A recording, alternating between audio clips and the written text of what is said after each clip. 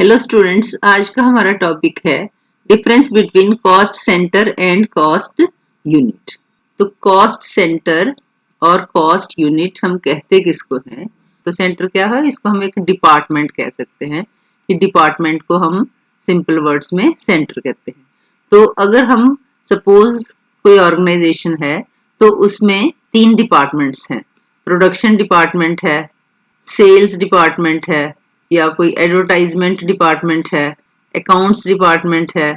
तो ये जब हम प्रोडक्शन डिपार्टमेंट की कॉस्ट निकालेंगे तो ये एक प्रोडक्शन डिपार्टमेंट एक कॉस्ट सेंटर बन जाएगा। ऐसे सेल्स डिपार्टमेंट की जितनी भी कॉस्ट आएगी उसमें जितने भी एम्प्लॉयज हैं या जितना भी सेल्स में हमें कोई एक्सपेंस आता है वो कॉस्ट सेंटर बन जाएगा। ऐसे एडवर्टाइजमेंट डिपार्टमेंट ये इंडिविजुअल कॉस्ट सेंटर बन जाएगा। ऐसे अकाउंट्स डिपार्टमेंट की जितनी कॉस्ट है वो हम अकाउंट्स डिपार्टमेंट में कलेक्ट करते हैं तो वो भी एक कॉस्ट सेंटर बन जाएगा। अब डेफिनेशन देखते हैं। Cost center is nothing but just one portion of the entire organisation.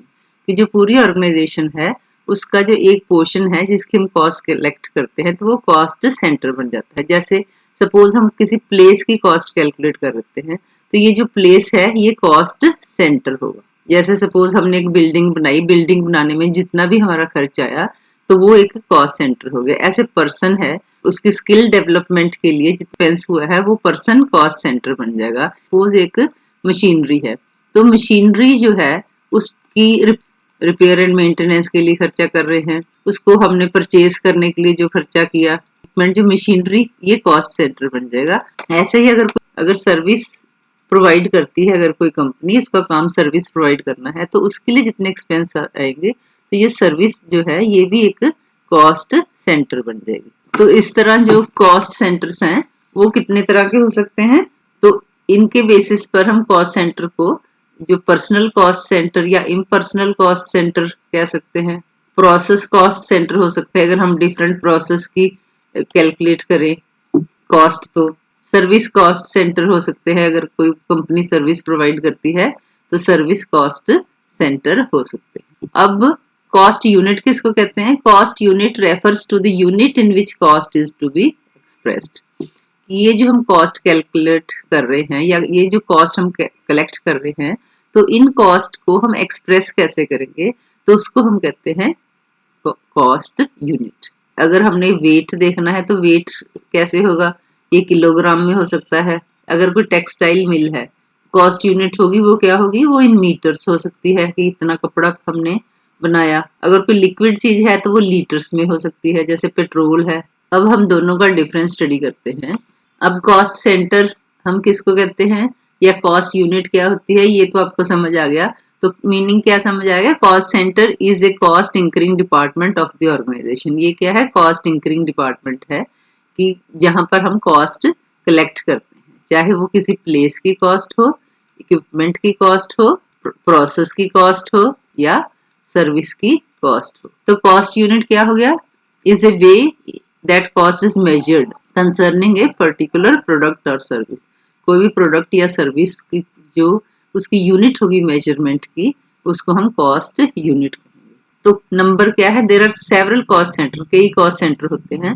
जैसे अभी मैंने आपको बताया था, processing cost center, service cost center, finishing department, assembly department, ये सारे क्या हो गए? ये डिफरेंट कॉस्ट सेंटर है कि फिनिशिंग डिपार्टमेंट अपनी कॉस्ट कलेक्ट करेगा, असेंबली डिपार्टमेंट अपनी करेगा, प्रोसेसिंग डिपार्टमेंट अपनी कॉस्ट कैलकुलेट करेगा। तो ये सारे डिफरेंट कॉस्ट सेंटर्स बन जाएंगे। तो कॉस्ट यूनिट जो है वो क्या है? फिजिकल मेजरमेंट का तरीका है। वो वेट के रूप में हो सकती है, एरिया के रूप में हो सकती है, नंबर के रूप में हो सकती है या लेंथ के रूप में हो सकती है।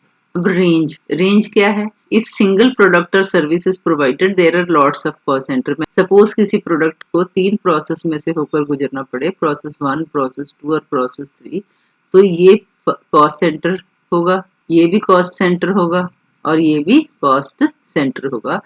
तो एक ही प्रोडक्ट के लिए बहुत सारे कॉस्ट सेंटर होते हैं। ऐसे सर्विस जो प्रोवाइड करते हैं उनमें भी बहुत सारे कॉस्ट सेंटर्स होते हैं। लेकिन जो कॉस्ट यूनिट होती है, एवरी इंडिविजुअल प्रोडक्ट और service has different cost unit. कि जो प्रोडक्ट, अगर प्रोडक्ट डिफरेंट है या सर्विस डिफरेंट है तो कॉस्ट यूनिट भी अलग अलग होगी। और कॉस्ट यूनिट इसकी रेंज क्या है? अगर प्रोडक्ट की टाइप डिफरेंट है तो कॉस्ट यूनिट भी अलग होगी।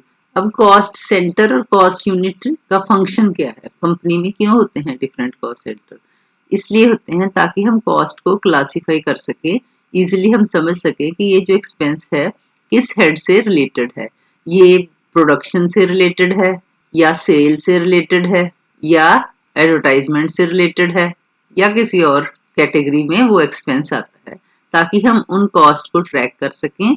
अगर expenses according to our estimation ना हो तो हम कॉस्ट को कंट्रोल भी कर सकते। तो कॉस्ट कंट्रोल में हेल्प करते हैं डिफरेंट कॉस्ट सेंटर। तो कॉस्ट यूनिट का फंक्शन क्या है, ये एक स्टैंडर्ड मेजर बन जाता है फॉर कंपैरिजन, कि अगर डिफरेंट यूनिट्स होंगी तो कंपैरिजन करना मुश्किल होगा, इसलिए जो एक स्टैंडर्ड सेट किया गया है उस स्टैंडर्ड के हिसाब से ही हम जो कॉस्ट है वो कलेक्ट करते हैं, ताकि उन कॉस्ट को हम मेजर कर सके।